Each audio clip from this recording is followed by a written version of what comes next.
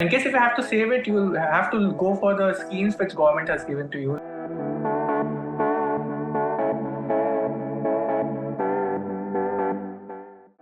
as a salaried class employee, as a salaried class individual, क्या क्या instruments है जहाँ पे मैं टैक्स बचा सकता हूँ? Tax saving instruments in salary is क्या क्या तो invest- बेसिकली एक इंडिविजुअल को जो सैलरी कमा रहा है, क्या क्या करना ही चाहिए जिससे उसकी थोड़ी सी टैक्स सेविंग हो सके? टैक्स सेविंग हो सके तो आई पर्सनली फील सैलरी के टाइम में ये है कि अगर आप एक्सपेंसेस क्लेम नहीं कर सकते, सो जितना आप पा रहे हो that is sole income. Business के केस में क्या होता है, revenue is different and profit is different, और उसके बीच में बहुत सारे एक्सपेंसेस आते हैं. तो एज अ बिजनेसमैन आपको उतना पिंच नहीं करता है जितना बिजनेसमैन में हाँ इनडायरेक्ट टैक्स करता है जो हो रहा है. But as a salary individual ये है कि आप जो भी पैसा कमा रहे हो that is your income. So for that too नहीं, जैसे कि in case if you have to जैसे कि हाँ बताइए.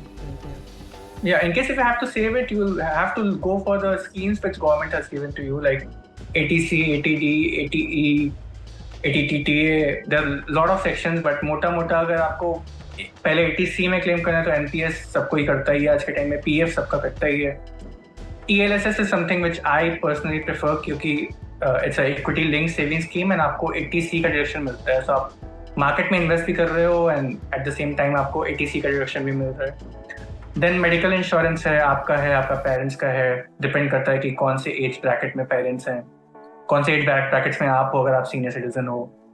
देन अगर आपने एजुकेशन लोन लिया हुआ था पढ़ाई के टाइम में, सो उसका भी डिडक्शन मिलता है. अभी गवर्नमेंट ने नई स्कीम्स शुरू की है जहाँ पे आपको ईवी का भी डिडक्शन मिलता है. अगर आपने ईवी बाइक की हुई है तो उसके इंटरेस्ट के लिए भी डिडक्शन मिलता है. घर आप लेते हो तो आपको बहुत सारे डिडक्शंस मिलते हैं. एंड सेविंग बैंक्स का इंटरेस्ट जो होता है वो भी टैक्स डिडक्टेबल, मतलब इंटरेस्ट सेविंग अगर आप करना चाहते हो तो 10,000 तक आई थिंक, राइट?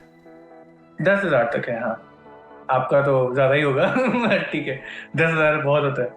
कुछ तो 10,000 मतलब आप मोटा लगा लो कि आपके अकाउंट में एवरेज बैलेंस 4% के अराउंड, 4 लाख के 4 लाख के अराउंड होगा. 4 लाख अगर आप 10,000 का. हाँ, तो गवर्नमेंट की स्कीम्स हैं. देन अभी टैक्स रिलीफ भी उन्होंने न्यू स्कीम के थ्रू निकाली हुई है. तो in case if you want to don't go into that झमेला, you can just offer a new scheme and आपका सेविंग्स उतना हो जाता है. बट ऐसी बहुत सी आई थिंक सेक्शंस हैं जहाँ पे आपको सेविंग्स मिल सकती है एंड आप अफोर्ड कर सकते हो. लेट्स से अगर आप कल को अपने मम्मी पापा को जम्मू लेके जाते हो, उसकी रसीद भी टैक्स डिडक्टेबल हो जाती है. कहाँ लेके जाते हो? हाँ, उनका लेट्स से माता रानी के दर्शन आप कराते हो.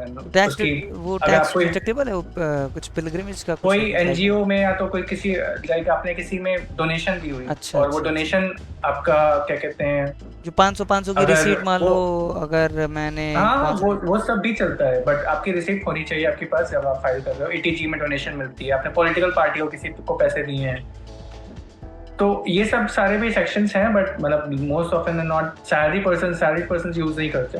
बट कई सारी डिडक्शन गवर्नमेंट ने दे रखी हैं जहाँ पे आप क्लेम कर सकते हो. Go to the channel and watch the full video if you like watching this clip.